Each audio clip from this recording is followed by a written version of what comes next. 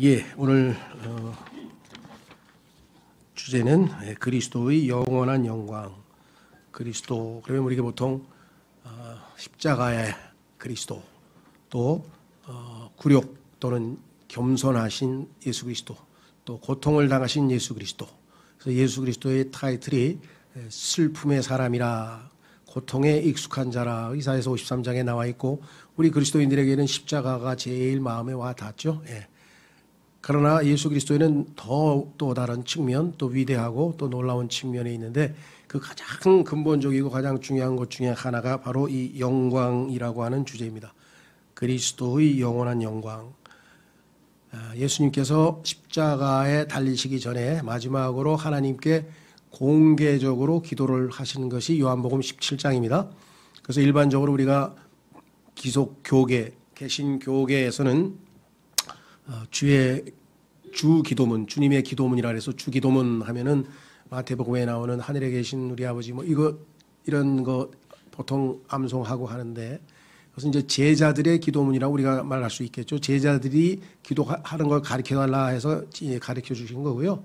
실제로 예수님이 하신 주 기도문이라고 할 수 있는 것, Lord's Prayer라고 하는 것은 이제 요한복음 17장이죠. 물론 예수님은 평생 기도하셨다는 얘기가 많이 있지만, 기도의 내용이 공개적으로 드러난 것은 요한복음 17장이고, 이제 대제사장으로서 우리 본인과 우리를 위해서 하나님 아버지께 기도하신 것이고, 이것은 의도적으로 큰 소리를 내서 기도를 하셨습니다. 손을 들고 하늘을 쳐다보시면서 이것은 우리에게 들으라 이 말이죠. 이 기도의 내용을 알고 있어야 된다는 것이고, 그래서 성경의 가장 중요한 심장부인 요한복음의 17장에 기록되어져 있는데, 거기에서 우리는 그것과 더불어서 요한복음 전체에서 예수 그리스도의 과거, 현재, 그리고 미래의 영광, 영원한 영광을 우리가 한번 좀 살펴보면서 영광의 그리스도를 오늘 기억하고자 합니다. 예, 그래서 제가 앞에 이렇게 썼습니다. 요한복음에는 그리스도의 과거, 현재, 그리고 미래의 영광이 7가지 방면에 걸쳐 계시되어 있습니다. 무엇보다도 우리는 이 주님의 영광에 동참하는 특권을 선물 받았음을 기뻐하고 감사합니다. 우리는 아시다시피 죄를 지었고, 죄로 말미암아 하나님의 영광에 가까이 할 수 없는 그런 비참한 처지에 놓여 있었다. 죄인의 상태에 놓여 있었다라고 성경은 말씀하고 있죠. 한번 확인해 보겠습니다. 성경 구절 로마서 3장 23절, 로마서 3장 23절을 보시면 이렇게 기록되어져 있습니다. 모든 사람이 죄를 지어 하나님의 영광에 이르지 못하더니. 여러 번 말씀드렸습니다만은 참 읽을 때마다 이것은 사람이 쓴 책이 아니고 하나님이 쓰신 책이 분명하다, 이런 느낌이 들어요. 그것은 왜냐, 인간이 기록하면 모든 사람이 죄를 지어 지옥의 형벌에 처하지니 심판의 위기에 놓여졌으니 벌받을 처지에 놓여 있으니. 그 유명한 인간 지성의 최고봉 톨스토이인가요? 죄와 벌. 최고의 지성이라고 하는 분이 쓴 책이 죄와 벌인데, 그 소설의 제목이 말해주듯이 인간은 죄하면 자동으로 벌이 떠오르지 영광이 떠오르진 않습니다. 죄하면 영광이 떠오르는 분은 하나님 한 분밖에 안 계세요. 왜?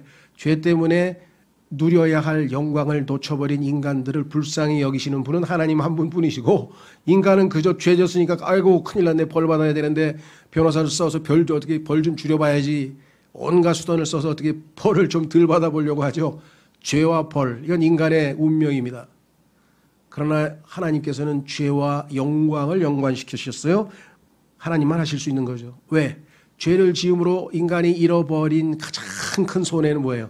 하나님의 영광에 가까이 갈 수가 없는 딱한 처지가 된 거예요. 그렇죠? 예전에 누굽니까? 태조 이성계가 자기 아들이 반란 일으켜가지고 아버지 뜻을 거스리고 이제 아주 온갖 그런 이 무도한 짓을 해서 결국은 왕권을 찬탈한 셈이죠. 그래서 벌 내린 게 뭡니까? 안 만나주는 거예요. 찾아와도 안 만나줘. 그게 가장 큰 형벌이죠. 왕이면 뭐합니까? 태종이. 그렇죠. 이방원이 왕이면 뭐예요? 아버지가 안 만나주는데. 그렇죠. 예.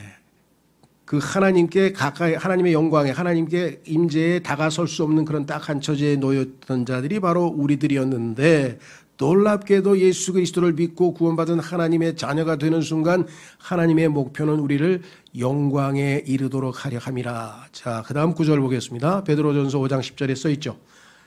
구원받고 하늘나라 간다, 지옥 안 간다, 그것도 다 맞는 말이고 다 우리에게는 너무나 은혜가 되고 너무나 감사한 말이긴 한데 한 차원 업그레이드 시키면 한 차원 높여서 하나님의 영광에 이르도록 하나님이 우리를 구원하셨구나. 이제 나에게는 영광스러운 미래가 기다리고 있구나. 베드로전서 5장 10절에 그러나 모든 은혜의 하나님 곧 그리스도 예수님을 통해 우리를 부르사 자신의 영원한 영광에 이르게 하신 분께서, 바로 앞에 로마서 3장 23절하고 얼마나 대조적입니까? 죄를 지어 영광에 이르지 못하더니 이게 우리의 처지였는데 예수 그리스도를 믿고 주님으로 구원자로 받아들였더니 하나님께서 뭐라고 얘기했어요? 우리를 부르사, 그래서 부르심에 응했더니 자신의 영원한 영광에 이르게 하신 분께서 너희가 잠시 고난을 받은 뒤에 너희를 완전하게 하시고 굳건하게 하시며 강하게 하시고 정착시키시리니 이 모든 과정을 이제 거치신다 이 말입니다. 자, 여기 좀 보완하기 위해서 베드로전서 5장 1절을 한번 1장을 한번 찾아보겠습니다. 베드로전서 1장. 영광과 아무 상관도 없던 인간들이, 죄인들이 하나님의 영광에 동참하고 참여하는 어마어마한 영광을 누리게 되었으니 이것만으로도 정말 우리에게는 성공한 인생입니다. 성공한 인생. 그렇죠? 자, 그런데 이 과정이 그렇게 녹록지만은 않아요. 최종 목적지에 가는 것은 하나님이 우리를 인도하시고 은혜로 데려가세요. 믿음의 창시자요 완성자이신 분은 예수님이에요. 우리의 믿음은 작고 부족해도 그 믿음을 끝까지 우리에게 주셔서 완성하실 분은 예수님이기 때문에 우리 힘으로 하늘나라에 골인하는 건 아니에요. 우리 힘으로 영광을 맞이하는 건 아니에요. 그러나 그 과정을 우리가 주님과 동행하면서 협조하면 훨씬 보람된 인생이 되어질 수 있다 이게. 그런데 거기서 잘 모르고 하나님 뜻과 어긋나게 살아가면 피곤한 인생, 그죠? 힘든 인생이 될 수도 있다는 거죠. 신앙생활에서. 자, 보세요. 베드로전서 1장 6절부터 보겠습니다. 죄송합니다. 5절부터. 베드로전서 1장 5절부터 너희는 마지막 때에 드러내려고 예비된 구원에 이르도록. 자, 이 구원은 지난번에 기억나시죠? 1단계, 2단계, 3단계, 4단계, 5단계, 지난주에 설교했던 그 5단계 마지막 순간에 이르게 될 때까지 우리는 계속 전진해 갈 거죠. 자, 그래서 여러 가지, 예비된 구원에 이르도록 믿음을 통해 하나님의 권능으로 보호받고 있느니라. 그래서 마지막에 믿음의 완성자이신 예수님 덕분에 우리는 완성돼서 하늘나라에 갑니다. 들어갑니다. 문제는 지금이죠. 지금. 비록 지금은 필요가 있어. 하나님 보시기에 무엇가 필요하냐. 너희가 여러 가지 시험으로 인해 잠시 근심하고 있지만 여러 가지 시험을 받고 테스트를 받고 과정에서 훈련 받고 그래서 믿음이 강성해지고 점점 영적으로 성숙해지고 이 모든 과정이 하나님 보시기에 필요하다 이 말. 그렇죠? 예. 군인이 되기 위해서는 6주간의 아주 혹독한 군사 훈련이 필요하다 이 말이죠. 하나님 예수님처럼 되려면은 그러한 과정이 필요하다 이 말. 하나님은 필요하시다 그랬는데 나는 필요 없다 그러고 그냥 편히 살다가 재밌게 살다 하늘나라만 가면 됐지. 이렇게 생각하시면 하나님과 요즘 말로 하면 코드가 안 맞아서 피곤한 신앙생활이 되겠죠. 자, 그래서 어떻게 해요? 잠시 근심하고 있지만 근심만 하나요 우리가? 근심도 합니다. 그러나 기뻐한다 그랬잖아요. 그 구원을 크게 기뻐하느니 선한 일을 우리 안에서 시작하신 분께서 그 주 예수 그리스도의 날에까지 완성하시리라, 이루시리라, 성취하시리라 하나님이 다 하시겠다고 약속을 했으니까 기뻐하는 거죠. 이것은 너희 믿음의 단련이 불로 단련해도 없어지는 금을 단련한 것보다 훨씬 더 귀하여. 믿음의 단련, 믿음의 훈련이 금을 단련해서 찌꺼기 다 빼내고 순금 만드는 것보다 훨씬 귀한 작업이다 이거죠. 우리 생활에 때로는 고통, 때로는 비방, 때로는 육체적인 어려움, 때로는 경제적인 어려움, 때로는 억울한 일 당하고 이 모든 것들이 우리에게 단련이 되어서 결국은 금이 정금같이 되어나오는 그 과정보다도 더 하나님 보시기에는 소중한 작업이다라는 사실을 기억하라. 예수 그리스도께서 나타나실 때 그렇게 되면 어떻게 돼요? 예수님이 나타나실 때 우리가 칭찬과 존귀와 영광으로 드러나게 하려 함이니라. 이 영광으로 가는 길이 십자가의 길이죠. 예. 자, 그래서 하나님을 신뢰하고 믿음으로 가는 길입니다. 다시 돌아옵니다. 주보로. 또한 이 땅에서 주님께 영광 돌리는 삶을 살게 해주신 거룩하신 뜻에 따라 살아가십시다. 그래서 우리 지금 베드로전서 봤어요. 자, 그렇다면 이제 주님의 우리 영광에 초점을 좀 맞춰보도록 하겠습니다. 첫 번째, 주님의 영광은 영원전, 즉 과거에 있던 영원전에 있었던 영광이 있었어요. 이 세상에 보면은 많은 사람들이 영광을 받죠. 뭐라 그러나요? 이 올림픽에서 스타, 김연아 같은 영광 많이 받았죠. 또 박찬호도 있고, 하여간 스포츠 스타도 영광 많이 받고, 또 음악의 스타들도 아주 좋은 연기를 해가지고 받고, 또 대통령도 당선돼서 또 영광 받고, 국회의원도 당선되기도 하고, 회사의 CEO로 등극해서 최초의 여성 CEO가 됐다 이래가지고 소위 말하면 이렇게 높임 받고 영광 받는 사람이 이 세상에 많이 있는데, 사실 모든 영광의 소위 말하는 오리지널 원조는 하나님의 영원전에 가지고 계셨던 영광을 하나님께서 나누어 주시는 거예요. 그래서 그걸 아는 사람들은 다 뭐라 그래? 자기가 영광을 받으면서도 이 모든 영광을 하나님 아버지께 돌려드립니다. 이렇게 하잖아요. 그건 정상이에요. 그렇죠? 근데 그냥 자기가 마치 똑똑해서 영광 받은 것처럼 와 하고 막 이렇게 하면 자아 도취되면은 얼마 못 가서 추락하죠. 교만은 멸망의 패망의 선봉이라 그랬죠. 자, 그래서 우리는 요한복음 17장 죄송합니다. 아까 그 전에 골로새서 1장 27절을 한번 더 보려고 합니다. 골로새서 1장 27절에 보면은 뭐라고 되어 있는 거 아니? 하나님께서는 이방인들 가운데서 이 신비의 영광의 풍성함이 무엇인지 자신이 성도들에게 알리려 하시는데, 알려주고 싶으신데, 이 신비는 너희 안에 계신 그리스도 곧 영광의 소망이시니라. 우리 안에 계신 그리스도가 영광의 소망이기 때문에 예수 그리스도를 영접해서 안에 모시고 있는 모든 사람들의 마지막은 이 영광의 소망이신 주님으로부터 영광스러운 만남과 해우, 그렇죠? 교제, 우리의 운명은 마지막 그리스도와 함께 누리는 영광이라는 복된 사실이죠. 자, 그래서 우리는 이제 예수 그리스도의 영원전 영광을 한번 살펴보려고 합니다. 어떻게 영광을 받으셨는가? 요한복음 17장 5절로 가겠습니다. 요한복음 17장 5절에 보니까 이렇게 기록되어 있습니다. 오 아버지여, 세상이 있기 전에, 창세기 1장 1절에 있는 세상을 옛 세상이라 그랬어요. 성경에서 세상이죠. 그때 있던 세상. 그 다음에 여러분과 제가 살고 있는 현 세상, 그리고 예수님께서 오셔서 세우실 오는 세상, world to come, present this world, 이 현재 세상, the world that then was, 그때 있던 세상, 창세기 1장 1절에 하나님이 창조하셨던 세상인데 세상이 있기 전이라 했잖아요. 여기. 그러면 창세기 1장 1절 이전이죠.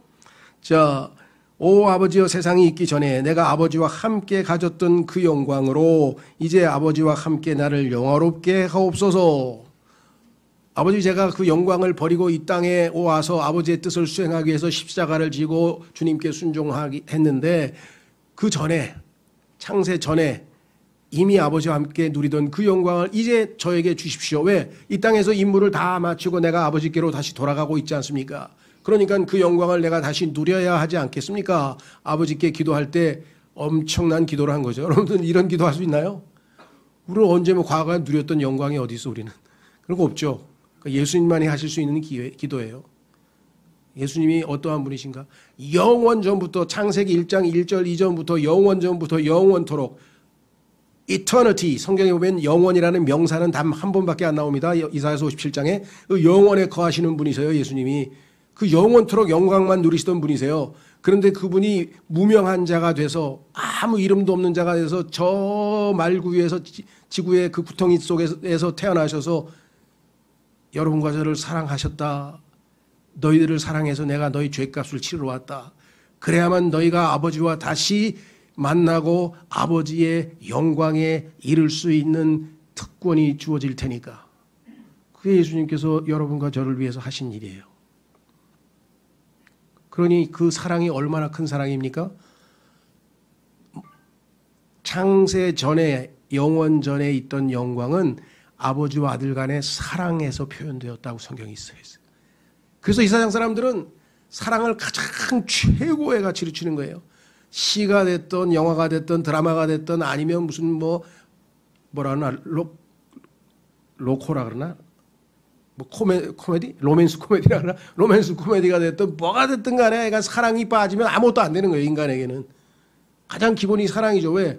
하나님과 아들 사이에, 아버지와 아들 사이에 그 사랑으로 하나님의 영광이 나타났다고 써 있잖아요. 자, 보세요. 24절. 요한복음 5장 24절. 아버지여 원하건대 아버지께서 내게 주신 자들도, 우리들이죠. 아버지가 우리를 아들에게 선물했잖아요. 구원시켜가지고 아들의 동생으로 다 줬잖아요. 내게 주신 자들도 내가 있는 곳에 나와 함께 있게 하사. 이제 마지막 날에 이루어지겠죠. 아버지께서 세상의 창건 이전에, 아까 나왔잖아요. 창건 이전에 가지고 있던 영광, 나를 사랑하셨으므로 친히 내게 주신 나의 영광을 그들이 보게 하옵소서. 아버지가 나에게 주신 영광, 나를 사랑하기 때문에 주신 영광, 그 영광이 어떠한 것인지 나를 통해 구원받은 그 자들도 보게 하옵소서. 이 영광이 얼마나 어마어마할지 우리는 지금 짐작할 수가 없어요. 그렇죠? 예수님께 그걸 기도했기 때문에 우리는 반드시 이제 보게 되겠죠. 그 사랑이 예수 그리스도를 통해서 십자가에서 우리에게 알려졌고, 그 사랑, 하나님의 아버지의 사랑을 우리가 믿고 받아들여서, 이것을 성경에서는 진리의 사랑이라, 너희가 진리의 사랑을 받아들이지 않아서 구원받지 못했다라고 데살로니가 후서 1장에 써 있죠. 이 진리의 사랑 속에서 하나님의 영광을 본 사람은요, 거저 주시는 그 사랑을 왜 안 받습니까? 왜 거부합니까? 하나님의 영광을 못 받기 때문에 그래요. 하나님의 영광을 못 받기 때문에. 자, 그래서 우리는 어마어마한 그 영원 전의 영광은 하나님의 사랑 속에서, 그 사랑은 십자가에서 나타났고, 그 사랑은 예수 그리스도께서 우리에게 베푸신 사랑이요, 지금도 신부인 우리를 위해서 사랑을 베풀고 계신 것이 우리 주 예수 그리스도시다. 두 번째, 예수님의 영광은 구약시대에 나타났습니다. 이제 창조 이후에 구약시대에는 어떻게 나타났는가? 이사야서, 아까 우리 읽었죠? 본문에 읽었습니다. 그의 영광 때 나타났다. 그런데 이것을 신약에서도 말씀을 했어요. 자, 요한복음 12장 41절. 요한복음 12장 41절로 가시면 아까 이사야서 6장에서 이사야가 목격했던 그 하나님의 영광에 대해서 언급합니다. 이렇게 썼어요. 요한복음 12장 41절에 나사로를 예수님께서 살리셨는데, 그렇죠? 그때 사람들이 하나님의 영광을 본 거예요. 예수님께서 말씀하셨죠. 너희가 믿으면 하나님의 내 아버지의 영광을 본다고 내가 말하지 아니하였느냐. 그래서 뭐예요? 죽은 사람이 살아났어요. 그때 아버지의 영광이 나타난 거죠. 자, 여기 나와 있네요. 이것들은 이사야가 그분의 영광을 보고, 우리 읽었던 오늘 이사야서 6장에서 주의 영광이 온 땅에 가득하다 그랬죠. 영광을 보고 그분에 대해 말하였을 때에 이르는 것이더라. 그러니까 이 영광이 죽은 나사로를 살리실 때 예수 그리스도를 통해서 하나님의 영광이 나타나서 많은 사람들이 그 영광을 보기에 이르렀다 그랬죠. 이 영광은 때로는 천사들을 통해서 나타나기도 합니다. 사도행전 28장에 보면 주의 천사가 나타나고, 출애굽기에도 모세 앞에 주의 천사가 나타났고, 또 그 사사기에도 보면은 마노아라고 해서 삼손의 아버지에게도 주의 영광이 나타났죠. 주의 천사가. 그래서 구약에서도 여러 번에 걸쳐서 주의 영광은 주의 천사를 통해서 표출된 적이 여러 번 있었다 그랬습니다. 자, 구약에서 나타나신 주님의 영광은 말씀드린 것처럼 천사들이 나타날 때마다 많은 경우에 나타났고요. 세 번째는 이제 신약 성경에 와서 예수님께서 지상에 오신 이 신약 시대에는 어떤 방식으로 예수님의 영광이 나타났을까? 3번에 가시면 그리스도에는 그리스도의 영광인데 잘못됐네요. 그리스도의 영광은 성육신에서도 계시됩니다. 요한복음 1장 14절에 이렇게 써 있습니다. 요한복음 1장 14절에 말씀이 육신이 되어 우리 가운데 거하심에 우리가 그분의 영광을 보니, 예수 그리스도를 보는 순간에 하나님의 영광을 보는 거예요. 그 아름다움과 그 거룩함과 그 의로움과 그 모습에서 풍겨나오는 그 terrible majesty, 두려운 장엄함, 그분을 딱 보는 순간에 사람마다 다 그냥 무릎 꿇고 엎드리는, 자동적으로 무릎을 꿇고 엎드릴 수밖에 없는 그 위엄을 갖추신 그분. 그래서 뭐라고 얘기했습니까? 독생, 아버지의 독생하신 분의 영광이요 은혜가 진리가 충만하더라. 그의 삶 속에서 나타나는 수없이 많은 의회와 그분의 입술에서 나오는 진리의 말씀들을 통해서 사람들은 전부 다 하나님의 영광을 보게 되었다고 성경은 말씀을 했는데요. 자, 구체적으로 그분이 행동할 때, 특히 초자연적인 기적, 이 세상에 그 누구도 행할 수 없는, 자연적으로는 발생할 수 없는 초자연적인 기적을 행할 때 그분의 영광이, 하나님의 영광이 드러났다라고 말씀하고 있죠. 4번으로 가겠습니다.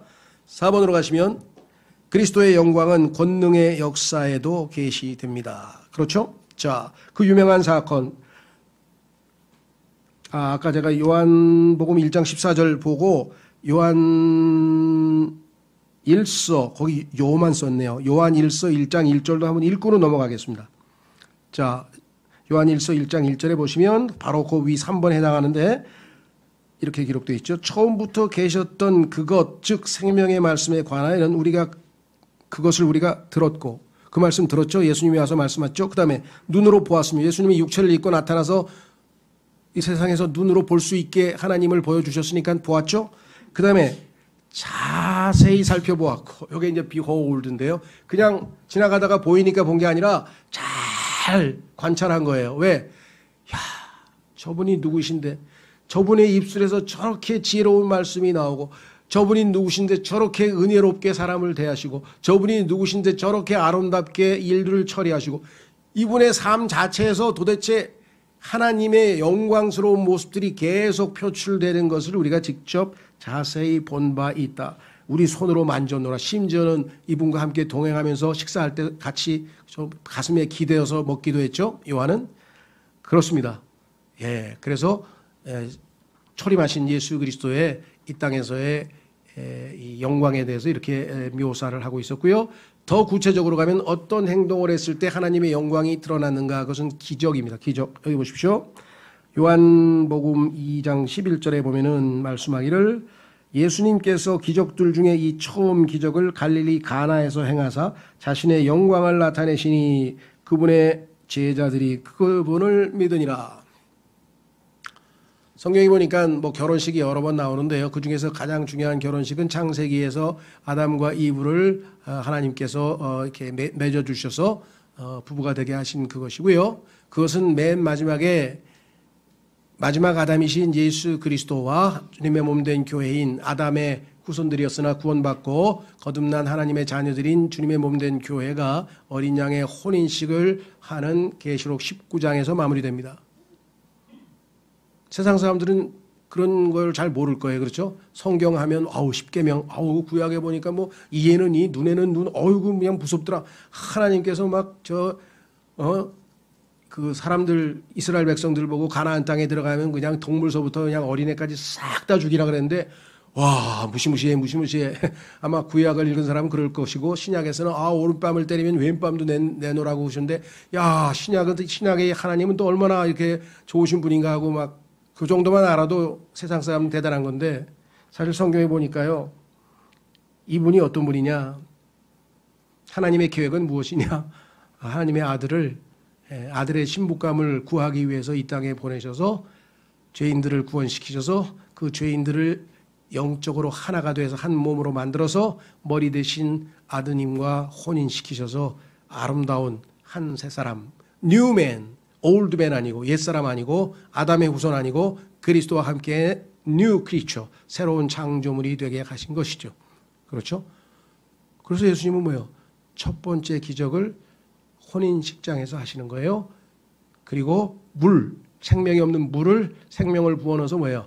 우리를 기쁘게 해주는 포도즙으로 만들어서 사람들을 기쁘게 해주셨다. 성경에서 포도즙은 기쁨을 상징하죠. 그렇죠? 예. 예수 그리스도께서는 이와 같이 우리에게 기쁨을 주시기 위해서 이 땅에 오셨는데요. 그때 사람들이 어떻게 해요? 하나님의 영광을 목격했다고 여기 써 있잖아요. 요한복음 2장 11절에 갈릴리 가나에서 행하신 자신의 영광을 나타내시니, 즉 기적, 모든 기적 중에서 첫 번째 기적을 행하셨을 때 사람들이 보니까 예수님의 영광이 나타나서 보게 되었더라라고 성경에 기록되어 있죠. 예, 그래서 주님의 영광은 기적을 통해서, 하나님의 역사를 통해서도 나타나셨다. 다섯 번째, 그리스도의 영광은 그분의 동정심에서도 발견됩니다. 그분이 불쌍히 여기시는 그 사랑, 동정심 많으신 그리스도, 그분은 우리가 생각할 때는 동정심과 영광이 요즘 젊은 사람들 얘기하는 대로 무슨 상관, 동정심과 영광이 무슨 상관, 매우 상관이 있다고 성경에 써 있네요. 여러분이 예수 그리스도의 마음으로 동정심을 품고 여러분 주위에 있는 사람들을 대하면 사람들이 하나님의 영광을 조금이라도 맛볼 수 있다는 것이에요. 생각해 보셨어요? 자, 그래서 요한복음 11장 35절에 예수님께서 우시는 장면이 나옵니다. 어떻게 하나님이 우시는가? 우셨어요. 보세요. 요한복음 11장 35절, 성경에서 가장 짧은 구절입니다. Jesus wept. 예수께서 우시더라. 시편에 보면은 하나님이 하늘에서 웃으셨다고, 또 비웃으셨다고, 웃으셨다는 얘기가 나오지만 신약 성경에는, 사복음서에는 예수님께서 웃으셨다는 기록은 안 나와요. 물론 웃으셨죠. 그런데 웃으셨다는 기록을 일부러 안 썼습니다, 성경에는. 근데 우셨다는 표현은 여기 나오죠. 자, 그러면서 40절로 가면은요, 요한복음 11장 40절에 예수님께서 그녀에게 이르시되, 마리아죠, 마르다의 여동생 마리아인가? 에게 이르시되, 내가 네게 말하기를 내가 믿고자 하면 하나님의 영광을 보리라 하지 아니하였느냐 하시니라. 그런데 안 믿었어요. 죽은 자들로부터 살아난다 그러니까, 예? 언젠가 미래 저 마지막 때, 그때 부활해서 다 하나님 앞에서 심판받겠죠. 일반적인 부활을 믿었어요. 죽은 자들의 부활은 마지막 큰 왕좌 심판에서 누구든지 다 부활해서 하나님 앞에 가서 심판받고 불못에 던져지든지 천년왕국에 들어가든지 하나님께 속하든지 둘 중에 하나인데, 성경에 보니까 나사로는 죽은 자들로부터 일어난다 그랬어요. 예수님도 죽은 자들로부터, 죽은 자들의 부활이 아니고 죽은 자들로부터, 그렇죠. 이 부활은 2000년 후죠. 훨씬 더 빠르죠. 예수님과 함께 일어났는데, 예수님을 믿는 순간인데, 자, 여기 보면 뭐라고 했느냐. 어떤 영광을 봤을까요? 죽은 나사로가 다시 생명을 입고 부활해서 살아난 그때에 하나님의 영광이 나타났다. 그래서 여기 써 있잖아요. 하나님의 영광을 네가 보리라 하지 않았느냐. 이렇게 분명히 말씀을 하셨죠. 자, 그 다음에 이제 우리는 여섯 번째로 갑니다. 여섯 번째로 가기 전에 영광과 관련지어서 베드로전서 1장 21절, 즉 부활과 관련된 영광과 관련지어서 우리는 신약에서 베드로전서 1장 21절을 통해서 한번 더 확인합니다. 베드로전서 1장 21절, 너희는 그분으로 말미암아 그분을 죽은 자들로부터 일으키시고 그분에게, 예수님께 영광을 주신 하나님을 믿으니 이것은 너희의 믿음과 소망이 하나님 안에 있게 하려 함이니라. 아들에게 영광을 주시는 그 하나님을 너희가 믿도록 하려 함이라. 이렇게 얘기했죠. 기적을 베푸시는 예수 그리스도, 그다음에 불쌍히 여기셔서 동정심을 가지고 불쌍히 여기셔서 나사로를 다시 일으키신 예수 그리스도, 그렇죠. 성육신, 육신을 입고 나타나셨으나 아버지의 모습을 만천하에 나타내고 드러내시는 영광스러운 그리스도, 이 모든 것들을 통해서 하나님이 아드님에게 영광을 주시는 분이시구나를 통해서 우리는 믿음과 소망이 더욱더 하나님께 굳게 붙어 있을 수 있다. 왜? 아들을 통해서, 그 아들을 통해서 우리에게도 하나님의 영광을 주시겠다. 아까 읽었죠? 하나님의 영광에 이르도록 하기 위해서 우리를 부르셔서 구원하셨다고 베드로전서 5장 10절에 써 있었잖아요. 그렇죠? 죄 때문에 하나님의 영광에 이르지 못하더니 이제는 이르게 되었죠. 자, 복된 인생들이 되었습니다. 자, 여섯 번째로 그리스도의 영광은 하나됨 속에서 계시됩니다. 주님의 몸된 교회가 몸은 한 개라 그랬죠. 지체는 많지만 몸은 하나라 그랬어요. 그래서 성령께서 하나 되게 하신 것을 힘써 지키라. 언제 성령께서 하나 되게 하셨습니까? 예수님의 기도가 요한복음 17장이고 성령님 하나님께서는 응답하셔서 사도행전 2장에서 성령으로 침례를 주어서 어디다가 into the body 몸 안으로 주님의 유기체적인 주 예수 그리스도의 몸 안으로 성령에 의해 우리가 침례를 받아 하나가 됐죠. 한 몸이 됐죠. 그래서 몸은 하나요. 지체는 여러 개라 그랬잖아요. 우리도 몸은 하나지만 여러 손가락도 10개고 발가락도 10개고 많이 있듯이 예수 그리스도의 몸 된 교회도 이와 같다라고 말씀을 했습니다. 자, 그래서 이 시대에 주님의 영광은 하나 된 교회를 통해서 나타난다. 지금은 너무나 많이 분열되어 있고 그렇죠. 보이지 않는 하나됨은 유지되고 있어요. 하나님께서 통치하고 계시니까. 그러나 실제로 지역교회들을 통해서 여러 가지 분열된 모습이 나타나고 지금 다양한 교리적 분열을 세상 사람들이 봤을 때 교회처럼 많이 분열된 곳이 어디 있나요?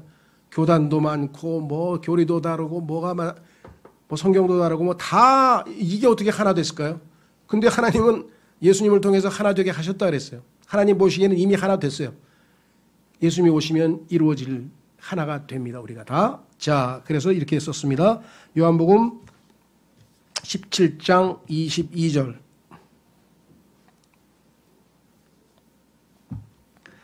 아버지께서 내게 주신 영광을 내가 그들에게 주었사오니 제자들에게 이것은 우리가 하나인 것 같이 그들도 하나가 되게 하려 함이니이다. 하나님의 영광이 우리에게 임할 때 우리가 하나됨을 맛볼 수 있다. 17장 24절. 아버지여 원하건대 아버지께서 내게 주신 자들도. 자, 요거는 이제 마지막 성경 구절에 주님께서 오시면 우리가 하나 된다는 얘기겠죠. 자, 그래서 우리는 이 땅에서 한 구절 확인하고 17번 마무리를 짓겠습니다. 에베소서 4장 1절. 여러분과 제가 이 땅에서 주님의 영광, 주님께 영광을 돌릴 수 있는 가장 좋은 방법 중에 하나가 뭐냐면 성령께서 하나 되게 하신 것을 힘써 지키는 거예요. 자, 에베소서 4장 1절로 갑니다. 주 예수 그리스도와 하나됨을 유지하면서 옆에 있는 지체들과도 한 몸 안에서의 지체로서의 그 하나됨을 유지할 때 하나님께서 영광을 받으신다. 에베소서 4장 1절에 보면은 성령께서는 이미 성령 침례로 우리를 하나 되게 하셨다. 이제는 그 하나됨을 힘써 지키라. 에베소 4장 1절. 그러므로 주의 갇힌 자 된 내가 너희에게 간청하노니 너희를 부르실 때 허락하신 그 부르심에 합당하게 걷고 모든 겸손과 온유와 오래 참으로 사랑 안에서 서로 참아주며 화평의 매는 띠로 성령이 하나 되게 하신 것을 힘써 지키라. 하나죠. 성령이 하나 되게 하신 것. 그 증거가 뭐예요? 4절부터 너희의 부르심의 한 소망. 부르신 것 같아. 한 몸, 한 성령, 5절, 한 주, 한 믿음, 한 침례, 6절, 한 하나님. 모든 게 하나예요. 하나. 그렇죠? 그래서 우리가 절대로 주님의 몸 된 교회의 분열은 없습니다. 다만 지금 현재 이 땅에서는 분열되어진 모습들이 많이 보이고 있죠. 우리의 불완전한 모습과 성숙지 못한 모습 때문이죠. 그러나 주님께서 오시면 우리가 완전히 한 몸으로 만천하에 드러날 것입니다. 마지막 7번째. 이제 미래입니다. 하나님의 영원 전부터 있던 과거적 영광, 구약시대의 영광, 예수님의 초림 때의 영광, 신약시대의 영광을 거쳐서 마지막에도 영원토록 영광을 받으시는 분은 그리스도이시다. 그랬습니다. 그럼 마지막 순간에 예수님의 영광은 어떻게 완성되실까요? 당연히 재림하실 때 완성되겠죠. 그리스도의 미래의 영광은 다시 오심으로 종결됩니다. 그렇습니다. 그래서 아까 요한복음 17장 24절 마지막 성경 구절에 보면 이렇게 써 있죠. 아버지여 원하건대 아버지께서 내게 주신 자들도 내가 있는 곳에 나와 함께 있게 하사. 그렇죠. 하늘에 우리와 함께 거할 처소를 예비하러 가신 주님. 우리가 그곳에 가서 그분과 함께 있게 될 때 아버지께서 세상의 창건 이전에 나를 사랑하셨으므로 친히 내게 주신 나의 영광을, 이 영광을 드디어 우리도 목격하게 되는데 주님이 오시는 그날 하나님 아버지가 아들에게 주신 영광을 보게 하옵소서. 이 예수님의 기도에 따라 우리가 결국은 보게 되겠죠. 그렇죠? 계시록 한 구절만 찾고 마치겠습니다. 그리고 주의 만찬하겠습니다. 요한계시록 19장에 보시면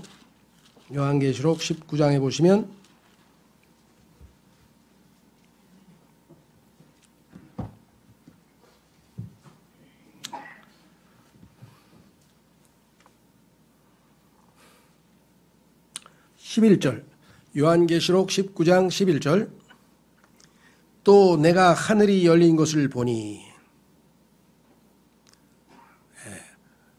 요게 진짜 개천절이에요. 개천절은 요거 진짜 개천절. 하늘이 열렸는데 예전에는 하늘이 열린 게 아니었죠. 그냥 열렸다고 생각한 거겠죠. 성경에 보면 하늘이 열린 게 몇 번 나와요. 그 성경에서 다 줄쳐놔요. 언제 열렸나 한번 잘 보세요. 공부가 될 테니까. 자, 하늘이 열린 것을 보니 보라 흰 말이라. 그 위에 타신 분은 신실하시니 참되시니라 불리더라. 예수님, 그분은 의로 심판하며 전쟁을 하시느니라. 아마겟돈에서의 승리. 그분의 눈은 불꽃 같고 그분의 머리 위에는 뭐라 그랬습니까? 많은 관이 있었으며 many crowns, 많은 왕관을 쓰셨어요. 왕관 한 개만 써도 영광스러운데 그렇잖아요. 왕이 다 이제 즉위식을 합니다. 예, 내가 이 시조선의 왕이라 하면서 이제 쫙 주상이 가지고 머리에 막 덜렁 치렁치렁하고 막 가고 나중에 가서 모자 이게 왕관을 쓰잖아요. 그렇죠? 예. 그것만 해도 얼마나 영광스럽니까? 막 온 사람들이 엎드려 가지고 뭐 만세 만세 만만세 천세 천세 뭐 하면서 막 난리법석이요. 여왕 요번에 그 여왕이 아니라 누가 여왕 아들 찰스 할 때 즉위식 보셨나요? 예, 그거 왕관 하나 쓰는데도 뭐 막 온 세상의 영광을 다 독차지했어. 근데 예수님은 그냥 many crowns, 얼마나 영광스러운지 많은 왕관을 쓰시고 오면 사람들이 아마 어안이 벙벙해가지고 어떻게 저렇게 많은 왕관을 쓰셨을까라고 했을 거예요. 그런데 그 왕관을 누가 드렸느냐? 이 땅의 성도들이 던져드렸다고 계시록 4장에 보면 나와요. 여러분의 인생은 그 왕관 하나 만들어서 주님께 드리려고 지금 준비하는 인생인데 왕관을 못 드리면 어떻게 되겠어요? 그죠? 많은 사람들이 왕관을 드린다 그랬는데 many crowns. 그래서 24장로들이 뭐예요? 주님께 왕관을 던졌다 그랬죠. 왜? 우리는 자격이 없습니다. 우리가 한 일이 아니라 우리를 통해서 하나님께서 우리를 통해서 일하신다. 빌립보서에 일하시는 분은 하나님이라고 하지 않으셨습니까? 하나님이 다 일을 했는데 우리가 왜 왕관을 받습니까? 다시 돌려드리겠습니다. 이 땅에서도 그렇잖아요. 올림픽에서 막 하면은 하나님 믿는 사람들이 이 모든 영광을 나를 구원하신 하나님께 예수님께 돌려드립니다. 이런 사람들은 정상적인 사람이 이 사람들 왜? 성경의 말대로 자기 게 아니잖아요. 이해가 되시죠? 누군가 여러분 막 칭찬하고 막 영광 막 이렇게 높이면 마음으로 재빨리 주님께 영광을 돌립니다. 사람들 앞에서 하지 마시고 이상하게 생각할 수도 있으니까. 자, 어쨌거나 주님은 어마어마하게 영광스러운 모습으로 오게 될 거예요. 정말 얼마나 환입니까? 그냥 큰 사람들이 그 영광스럽게 관을 탁 쓰고 그냥 쫙 우러러보는 그런 모습 마지막에 우리의 미래를 우리가 주님께서 약속해 주신 것 감사하고 오늘은 영광의 그리스도, 영광스러운 그리스도를 우리가 기억합니다. 우리를 위해서 죽으신 그 사랑이 하나님의 영광으로 나타났다는 사실을 기억하시면서 이 시간 주의 만찬에 참여하겠습니다.